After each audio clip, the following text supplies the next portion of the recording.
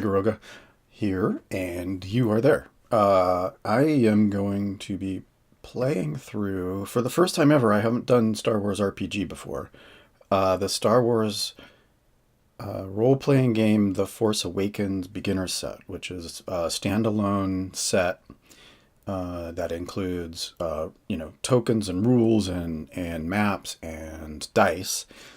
Basically, almost everything you need to play, except not everything you need to play. Um, and it's a standalone, so there's not a whole bunch of extra expansions and stuff like that coming. Although I'm a little surprised that they don't have an add-on adventure for The Last Jedi, and like they could add on sort of tracking adventures along the way, because that seems like a good idea. Even if it's not a whole set, but it would be cool to have downloadable. Maybe the community will do that after watching the movie, which just released and means I get to watch it in a few months. Um, anyhow, uh, I don't know what I'm doing. Starting with a beginner game is great, and doing the beginner game before going into an adventure is going to give me some ideas about how it works and what I need to do differently and that sort of stuff, as far as recording the play sessions. And so my plan is to do the beginning adventure, the downloadable, and then switch to another beginner game, and then work my way through the beginner games with playthroughs, and then maybe start an adventure. And I think it's probably going to be Force and Destiny, but it's actually there's a lot of interesting stuff. It might end up being some other stuff. One of the reasons why I was really interested in doing Star Wars RPG is because of the dice set. And the dice set they're calling them narrative dice, or they're the Genesis system, whatever they're going to end up calling them. But for Star Wars RPG, there's also a Force die that gets added on top of the set that you would get with the Genesis system. But the thing that struck me about the dice as I was watching people play online and do stuff, and I know I'm coming to this late, but for some reason it just wasn't, the system wasn't attractive to me with the first playthroughs, like Hyper RPG and a couple other things, until I don't remember exactly what the switchover was that got me interested in it. But what strikes me about the narrative dice is that it's sort of a more nuanced way of doing the solo RPG system of asking a yes and no question and then rolling dice and getting a yes, no, yes, but, yes, and, no, but, no, and kind of answers. And there's also a middle ground, but it also adds in layers where it talks about intensity of those things. So there's a lot more gray area as far as those answers. And so one of the things that I wanted to do is play it as a solo RPG, which, is what I'm into because I have no friends. But what strikes me is that I might be able to use the dice for doing solo RPG stuff. And so I wanted to try it out. I wanted to see the narrative dice in action for myself. And I suspect what I might do is for those yes/no questions that are more automating the GM kind of tasks, is use the despair and the triumph dice, the whatever they're actually called, the challenge dice and the not setback dice, but the other one, the red and the yellow 20-sided die, or 12-sided die, and rolling one of each of those together and then sort of figuring out what the thing is. Anyhow, so that's an experiment. If I end up having to automate the GM, that's probably what I'll end up doing. But this is a really guided adventure, so it's going to sort of get my feet wet and sort of get me used to the system, and then I'll start going in a little bit more later as I start creating characters and stuff like that. But for the beginner games, I'm going to use the pre-gens and then work my way through them. So I'm gonna go ahead and this is the box, and I did an unboxing to show all of the details, and so I'm probably just gonna go ahead and start out. I don't need that. I was also trying to figure out how best to do the gameplay as far as my system, the way I've gotten things set up. So I'm going to go ahead and just sort of figure that out kind of on the fly. And let's see. We're going to go ahead and let's see. I got the characters map. Read this second, and then read this last. So we're going to skip that. I got the character folio. So the first thing is this read first. It's just a small little folio, and it talks about what is role playing and examples of play, and it uses an example from the actual game itself, from this particular set, which is kind of cool. And then, of course, it has the crawl, which I adapted into the intro. I don't know. I just threw it together. I thought that would be fun. I might try and improve it, or I might just leave it scrappy like that. But so this adventure is called Discovery on Jakku. The Galactic Empire is gone. Its descent, beginning with the loss of the Death Star and the Emperor, its remnants have slunk into the shadows of the on the edge of the galaxy. A new republic has arisen, bringing peace to the galaxy. But in the darkness of the unknown regions, a new threat emerges. The First Order, heir to the Empire's evil, plans to destroy the Republic and return to the galaxy to their rule. Only the Resistance, led by General Leia Organa, stands in their way. Even so, nobody knows the true strength of the First Order.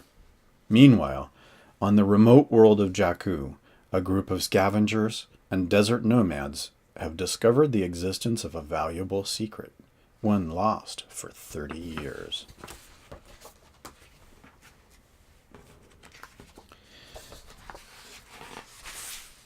Okay, and then read the second is the adventure book. So let's go ahead and just switch over really quick to the Star Wars RPG, and let's do a big shot of the desk. So this is the character folios that I'm going to be playing. There's 4 of them, and there's no downloadable additional ones. For the later ones, I might actually end up doing the full 6 or however many characters there are. But so for this beginner game, we're going to go ahead and just start out with the adventure book.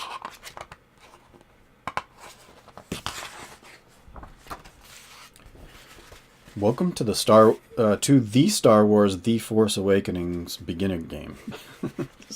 Okay. You are about to embark on a thrilling adventure through the Star Wars universe, fighting against the threat of the First Order with your wits, your courage, and a good blaster at your hip. The Star Wars: The Force Awakens beginner game is a role-playing game in which you take the role of a character in the Star Wars galaxy and have exciting adventures. Star Wars: The Force Awakens beginner game is especially designed to be your introduction to role-playing games. Which is fine, I've played them before. I haven't played them in a long time, until recently. But the thing is, it was basically $1 or $2 more expensive than just buying the dice. So I got dice sets, and then a whole bunch of fun stuff for free. What is a role-playing game? A role-playing game is a collaborative storytelling game. Not so collaborative when I'm playing by myself. Players take on the roles of characters in a fictional universe, in this case, the Star Wars universe.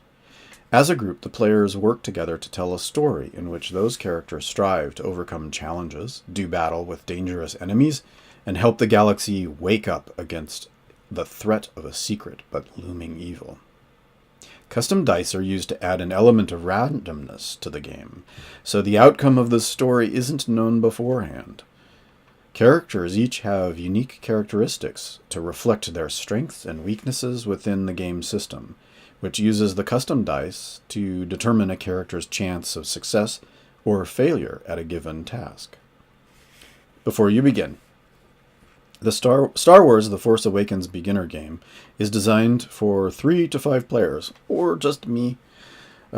With the contents of this box, you can get straight to the action, but first, you need to assign some roles. One player is the Game Master. That's me. The Game Master, or GM, serves as the judge and the storyteller. Ha ha ha. It's the GM's responsibility to present an exciting and compelling situation to the other players. Well, we'll see about that. Challenge accepted. To help determine what happens next when those players respond to that situation. The GM also takes on the role of every other character who appears during the game session and is not controlled by another player. Characters controlled by the GM are called non-player characters, or NPCs. GMs can invent their own stories and adventures, or use adventures written by somebody else, like the adventure included in this box. If you are the Game Master player, you'll keep this book in front of you. It contains everything you need to know to run a fun and exciting game. We'll see about that. The other players are hero players. If they're going to call them hero players, why not call the Game Master like the story player or the storyteller or something? It seems asymmetrical. Anyhow, other players are hero players, but you just didn't... So it's redundant to call them hero players if the only players that are called players are the hero players. Yeah, that's my point. The other 2 or 4 players take on the roles of individual characters in the Star Wars galaxy. There are 4 pre-generated hero characters included in this box. If you are a hero player, choose one of the character folios. Well, I'm going to play all 4. And keep it in front of you. I'm going to keep everything in front of me. It will explain the character you've chosen to play and give you a lot of information about how to play the game. Over the course of the game, you will choose what your hero does and says, and use the dice and game rules to determine whether your character succeeds or fails. Characters controlled by hero players are called player characters, or PCs. Okay, that's unnecessary. That's unnecessarily complicated. That's like an extra layer. Anyhow, Game Master only. Big red warning. If you are a hero player, choose a hero character folio and give this booklet to the GM. Only the GM should read the rest of this book. It contains secrets and surprises for the course of the adventure, and reading ahead can spoil the fun. It's a trap! Contents of this box. So in the box there's this adventure book. There's a map, a fold-out map, which I've converted a little bit. The character folios, destiny point tokens, the rulebook, custom dice, character tokens. You will also need pens or pencil and scratch paper. So it doesn't include everything you need, and also they don't mention that you need the 10-sided dice or the percentile dice, which aren't included in the set, and they don't even mention until apparently at some point when you need it. It's also weird that they call them character tokens and destiny point tokens because they were all on one single sheet of things. And it's also really weird because the tokens don't include things that are actually used in the game. Like the ships that are actually going to appear in the game at some point, there's no tokens for them. And then there's tokens for things that don't even appear in the game. It's really weird, some of the choices that they've made. But anyhow, we will continue. Star Wars The Force Awakens. Star Wars The Force Awakens beginner game is a complete standalone product that contains everything 3 to 5 players need. Why don't they just say 2? Why does it have to be 3? You don't need... I mean, even if you're playing with one GM and one player, it's still valid. Why would they say 3? It's weird. Anyhow, anything that number of players, however many you happen to have, even if it's only one, to roleplay characters adventuring amid the exciting events of the Return of the First Order. Players can enjoy hours of entertainment with the contents of this box or the box itself, because I've watched cats do that. By playing the included adventure and further tales of their own invention, or the downloadable one, which comes after. Players who are ready for a more complex, in-depth role-playing experience can pursue further adventures by exploring one of the 3 Star Wars role-playing lines: Edge of the Empire, Age of Rebellion, and Force and Destiny. All 3 games are completely compatible with each other and are really basically the same game, repeating a whole bunch of rules over and over. All 3 games are completely compatible with one another, except when the few things that they do differently.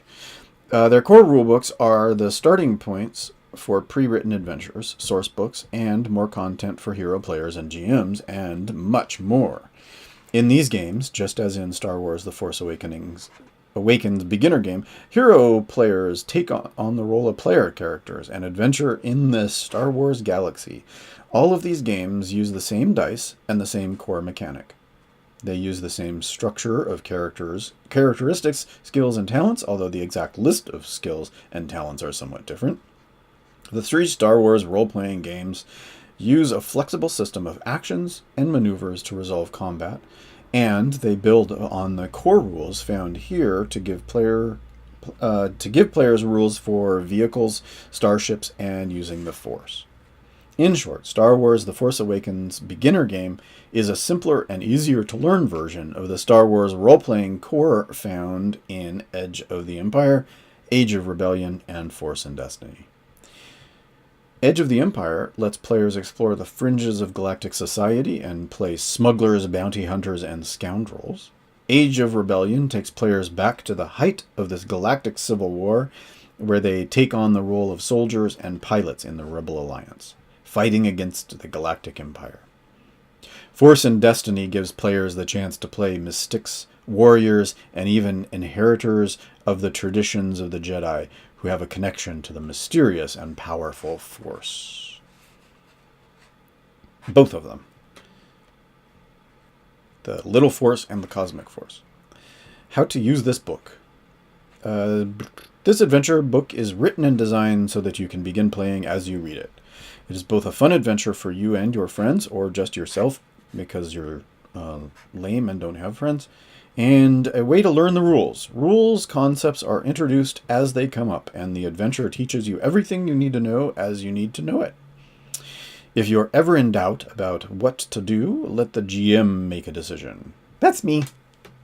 And then move on with the story. You can look up the right answer in the rulebook later. The important thing is that everyone has fun. So, by gosh, cats, let's have fun. Okay, well, I'll have fun over here and you guys sleep over there.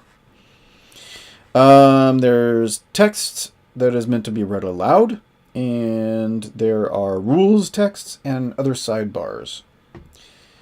Player characters. There are 4 player characters contained in this beginner game. Furibon, the human soldier. Marlee, the human ace.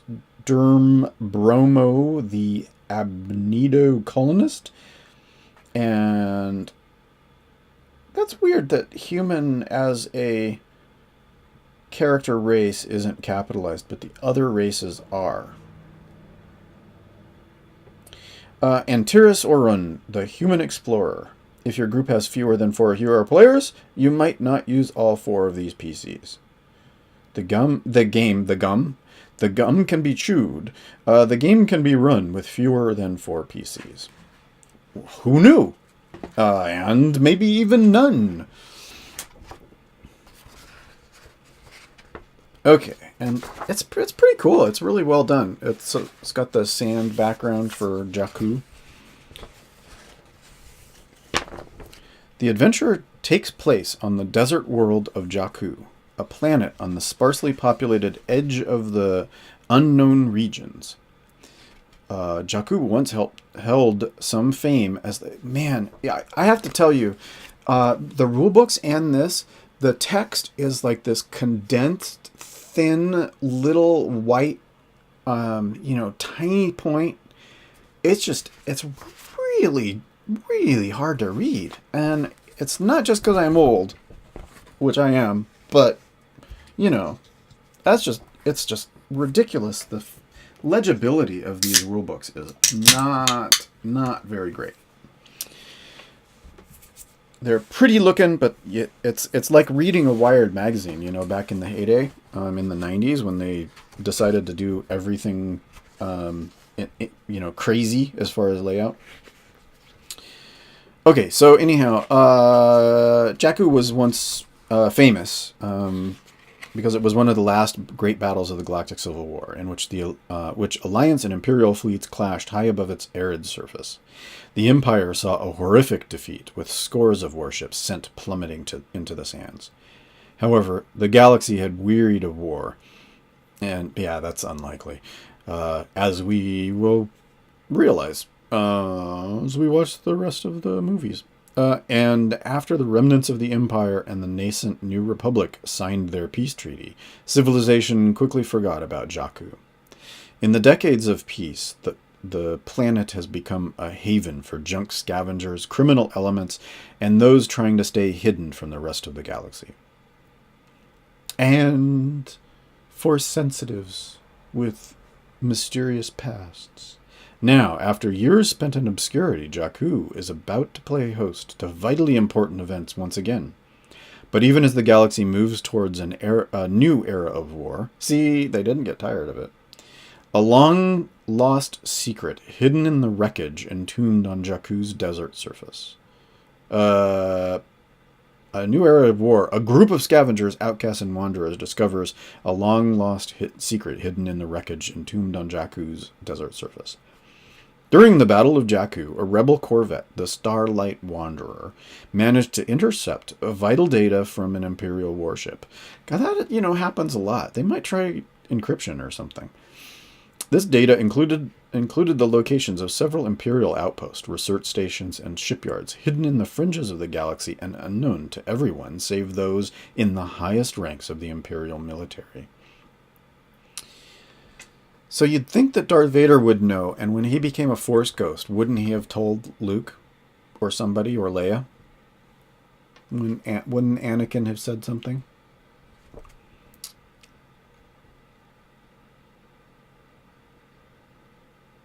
I mean, they should have said just Palpatine knew, or something like that. Even Darth Vader didn't know. Okay, however, as the Starlight Wanderer attempted to flee to the rebellion, with this information, it was shot down in the chaos of the battle. The wreck joined the countless others that littered the surface of Jakku, and the secrets it carried were lost. But they were not lost forever, much like the One Ring. Several weeks ago, a roving band of nomads, hobbits in other words, found the wreck of the Starlight Wanderer, half buried in the sand. Sensing opportunity, the nomads began to scour the wreck for salvage and to retrofit to the intact portions of the hull. The nomads intended to turn the corvette into a new home for their band. As they explored the heavily damaged portions of the hull, however, they came across evidence that something very valuable might have been hidden somewhere in the ship. The damaged logs indicate that the Starlight Wanderer has a secret and secure vault, containing an unknown item of great significance. Unfortunately for the nomads, word got out that they had stumbled on a big find, and now the Struce clan is planning to muscle in on their good fortune. The Struce clan, a local group of raiders and lowlifes, and they play billiards, no doubt, have sent a delegation to the Starlight Wanderer to negotiate a deal with the nomads. Misha von Toba, the leader of the nomads, fears that the Struce clan may resort to violence. As a result, she turns to the PCs and asks them for help. The PCs are more competent warriors and savvy negotiators, probably navigators as well, than the nomads. So the nomad community is perfectly happy for their aid. When the Struce clan delegation arrives outside the Starlight Wanderer, they act belligerent and hostile from the very beginning. If the PCs try to work out some sort of deal and even point out that nobody has found anything valuable yet, the Struce clan's representatives refuse to believe them. As the adventure starts, the criminals decide that the time for talking is over. They're going to beat up the PCs, and take what they want by force. The map. The adventure map is broken into 3 sections. The first section depicts the Star Wars galaxy and shows the players the locations of several pivotal planets in Star Wars: The Force Awakens. In other words, it really has no purpose at all, except as a tchotchke. On the other side of the map, one section depicts the wreck of the Starlight Wanderer after it has been inhabited by Misha Vantoba and her nomads. The second section depicts the hangar bay of the Star Destroyer Silencer, where the climax of the adventure takes place. Since the map folds in half, the player, who takes on the role of GM, should make sure that the rest of the players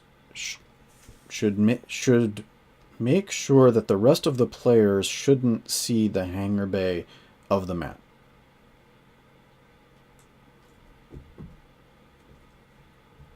That's unnecessarily weird. The GM should make sure that they don't see it.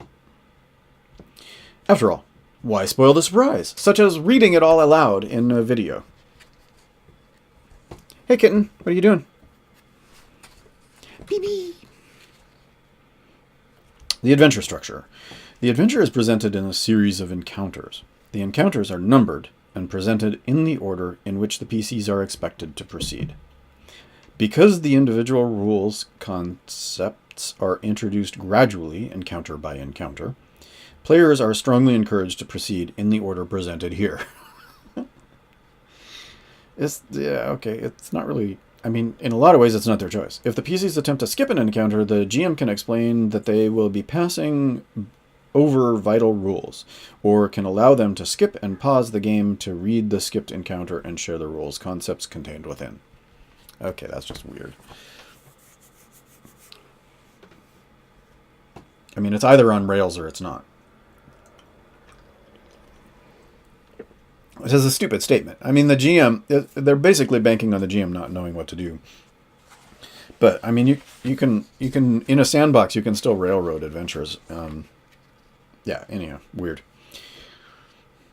Between encounters, the GM might have to improvise the transitions. These transitions can be as simple as you walk inside the wreck and make your way to the meeting room, or as complex as a set of descriptions that also provide the hero players a chance to make decisions and offer their own commentary.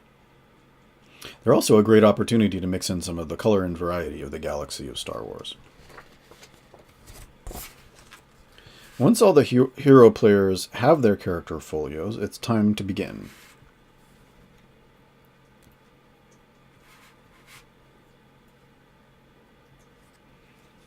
Arranging the play area. Available dice should be placed somewhere within easy reach of all the players. And here I have 2 beginner sets, so I've got 2 sets of the dice.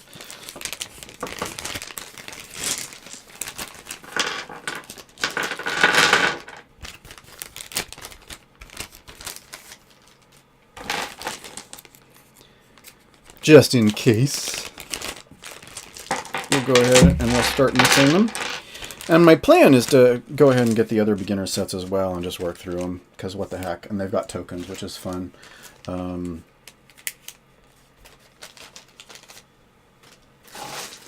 then we're going to go ahead and grab some tins.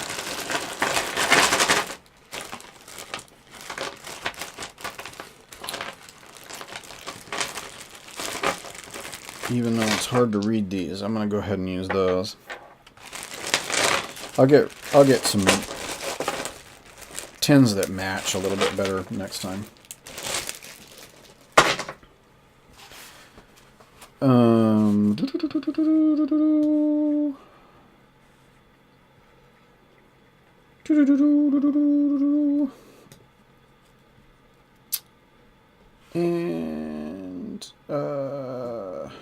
yeah, anyhow, so here's all the dice. And we can actually, I suppose, let's actually just talk about those really quick. So there are ability dice and proficiency dice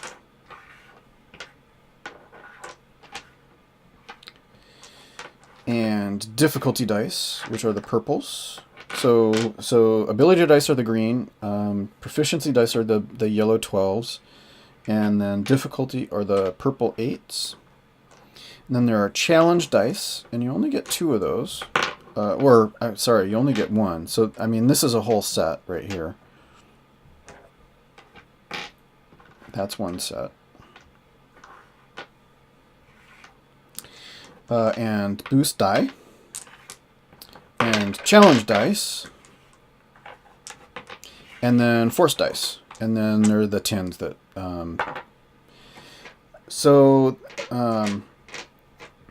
these are the ones that you roll as a character. And then these are ones that are set by the GM. And then there are bonus dice that add extra successes and advantages. And then there are setback that add fails and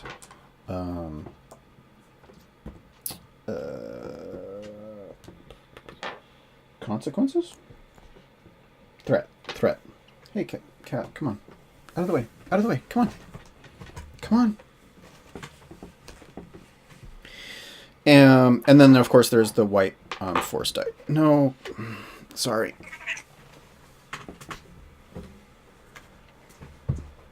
And then there's the white force die, which have light side and dark side force results. And we'll find out a little bit more about those as they go along, but they have a whole bunch of different symbols. There's 6 different symbols that get used.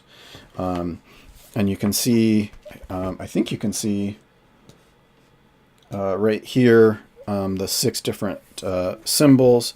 There's like a little explosion that's a success. There's a star in a circle, which is a triumph. There's a... like the Jedi, it's the Jedi symbol, but without the central staff, which is an advantage. There's the sort of dark force shaped triangle from the online RPGs and as a failure. And then when it's got a circle around it, it's a despair. And then there's a TIE fighter window for threat. And the successes and failures cancel each other out. Triumphs and despairs count as success and failure, except that the success and failure can cancel, but you still get a triumph or a despair, which is like a critical success or a critical failure. And then there's advantage and threat that cancel each other out, and so those can make your success have put you in an advantageous position for the next time, or your success or failure can put you in a situation that is not so great for you for the next time. So it it's kind of like momentum in a way, how that works. Is that it sets you up for additional or different success or failures, independent of how you are actually doing the success or failure of the roll.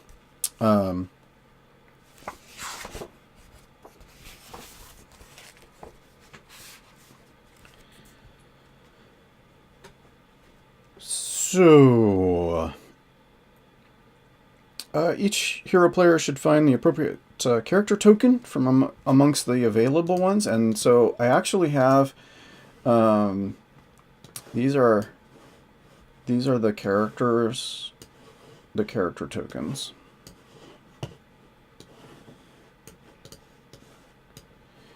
Let's see. Let's make up 2.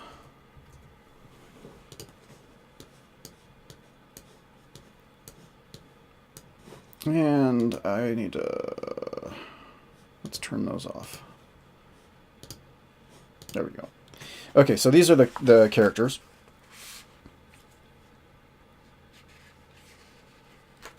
And we'll use them on the map. It would also be helpful for each player to have a pencil or pen and some scratch paper for taking notes, which I forgot to grab my note cards, but oh well. I'll remember those for next session. Raising the curtain. When everyone is ready to begin, read the following opening crawl aloud to the hero players, which I actually just did earlier, and you also saw it in the intro, so I won't do it again. You can also place the appropriate section of the read this first sheet in front of the hero players so they can follow along with the opening crawl. And if you have a Star Wars soundtrack available, go ahead and crank that up too, except that we won't because I'd probably get tagged for copyright. GM should pause here and have the hero players read over the descriptions of their players on the backs of their character folios if they haven't already. The 4 PCs will have already met when the adventure starts, so the hero players should each take a few minutes to describe their character to the rest of the players. Once they have done this, continue by reading the following aloud. Okay, so let's go ahead and we'll take a look at the characters. So Firaban is a soldier. Fira's story. Join the Republic, protect the galaxy.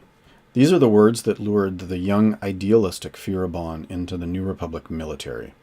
And years later, they were the words she would remember with disgust when she left.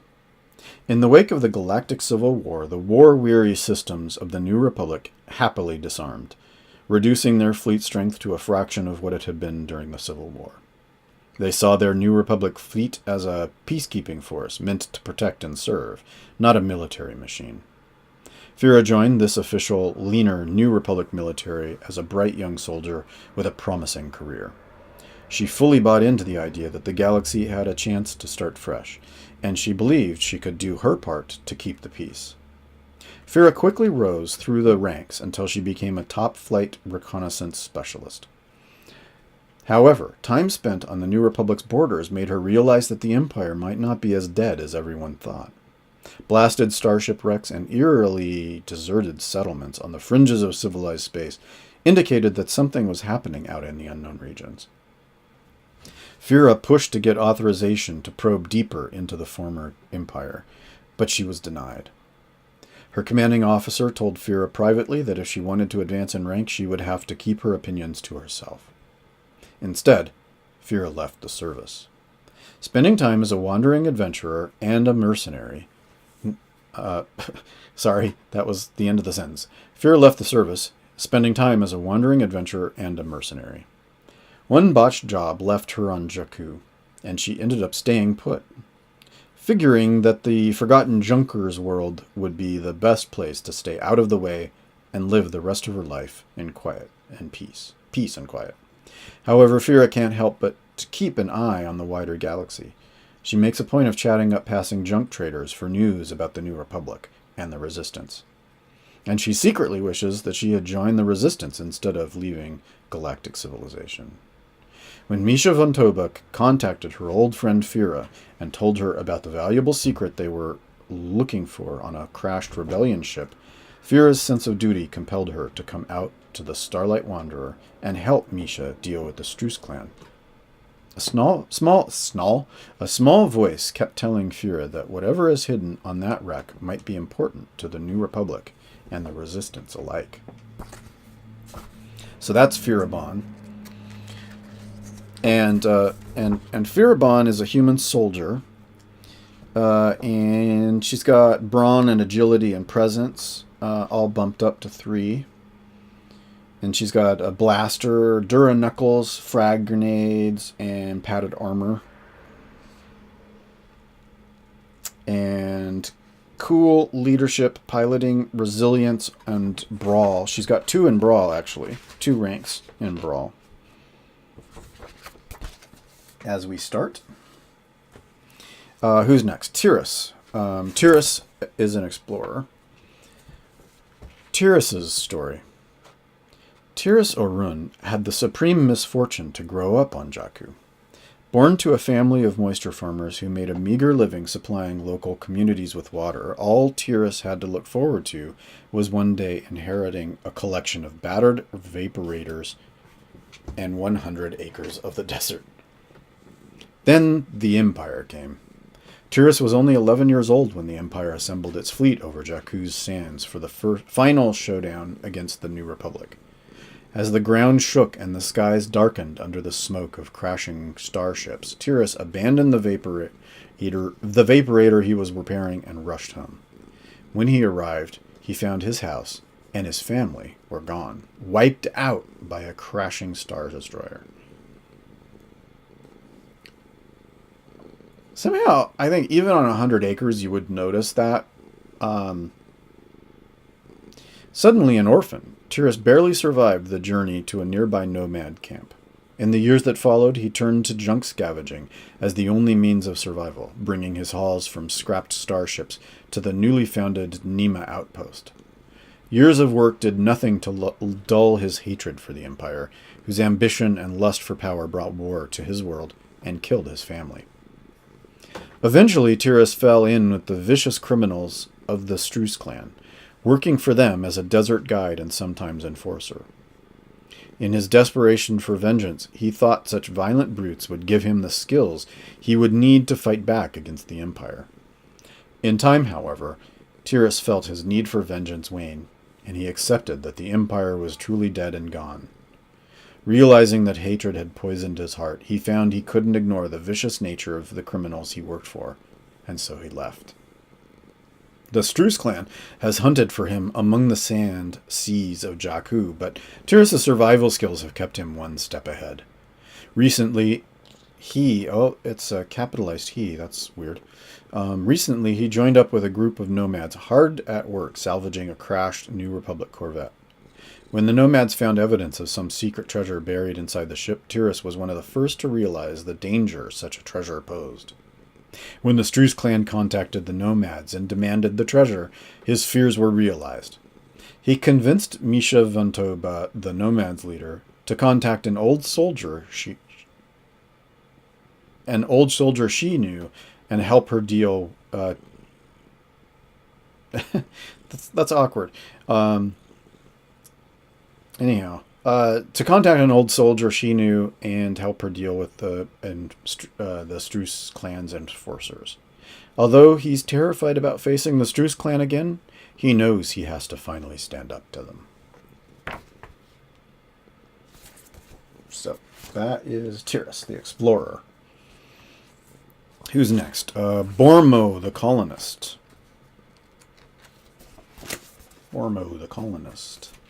Bormo's story.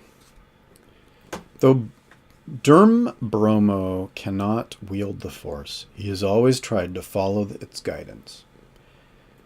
The Tuanal faith was founded by adherents to the Church of the Force, a group of peaceful individuals who praised the virtues of this mystical life energy, even if they didn't have the ability to wield it.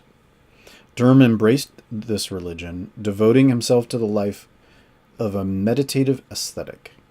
He studied the Force and the code of the near-forgotten Jedi Knights.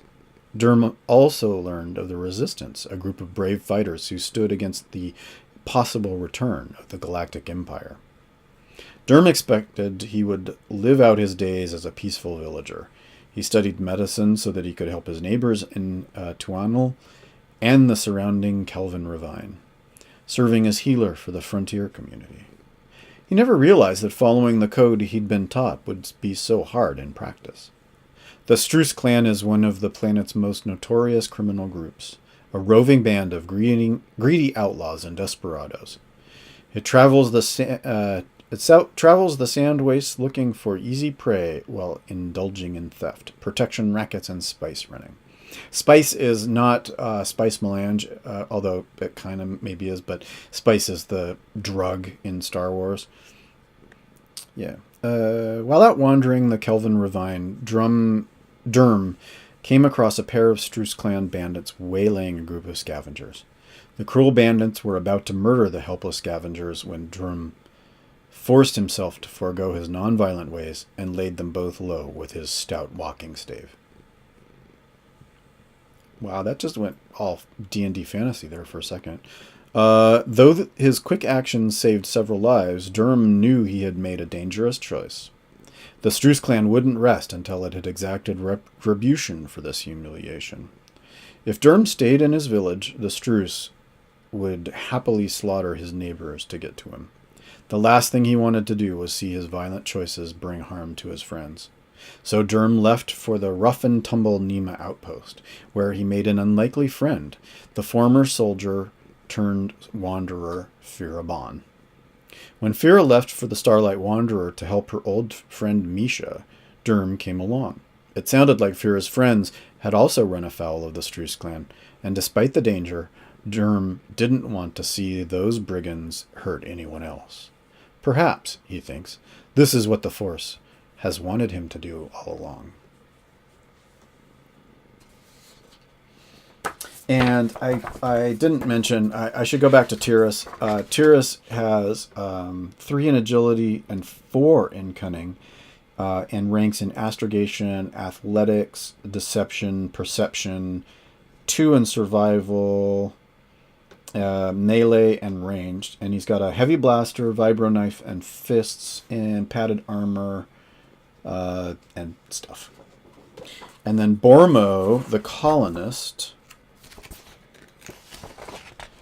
has 3 in brawn, 4 in intellect, and only 1 in cunning. Ranks in computers, 2 in knowledge, 1 in leadership, 2 in medicine, 1 in resilience, 1 in vigilance, and 1 in melee. It's got shock stave. So it's not just a basic wood thing. Fists, stun grenade, and heavy clothing, and medical stuff. And the 4th character is Marlee. Marlee is an ace, a human ace.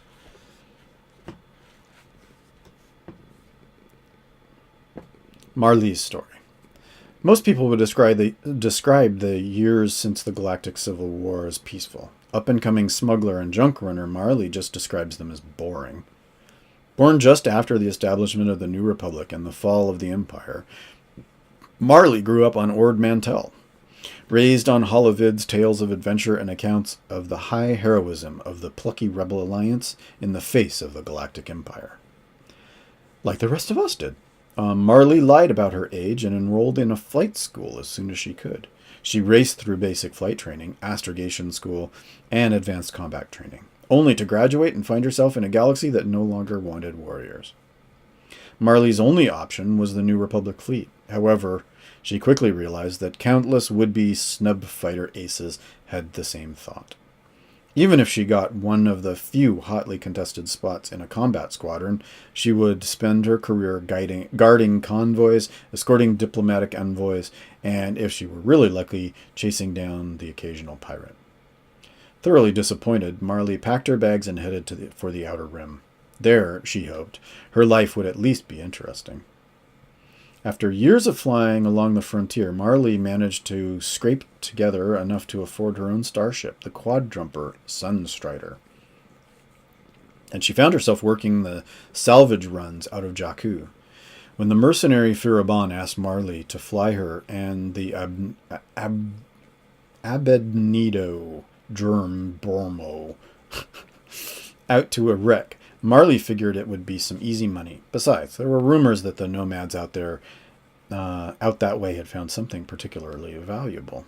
Unfortunately, just as the 3 of them arrived, one of the components in the Sunstrider's main drive blew. She thinks the ship can still fly, for now anyway, but Marlee wants to get the engine fixed before she tries it, just in case. On the one hand, this means she's stuck with these nomads while a group of armed gangsters tries to take over the place. But on the other hand, at least it won't be boring. Okay, and that's Marlee. And Marlee has 4 in agility, 3 in willpower. She's got ranks in astrogation, cool, discipline, 2 ranks in piloting, 1 in stealth, 1 in vigilance, 1 gunnery, and 1 ranged. She has a blaster pistol and fists and flight suit. For some reason, I was thinking that there was actually piloting two. Do we really only have one pilot? I thought there were two pilots. Yes, yeah. Farabon has piloting one. Okay. So that's good to remember that there's actually piloting. Okay, so those are the adventurers that we're playing, and that is their description and major stuff. A band of nomads. This is out loud information. A band of nomads searching the wastes of Jakku came across a wrecked New Republic corvette.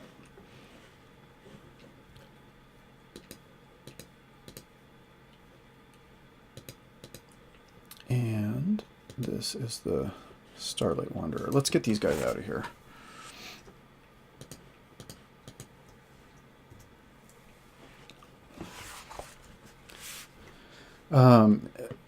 When they access the remains of its central computer,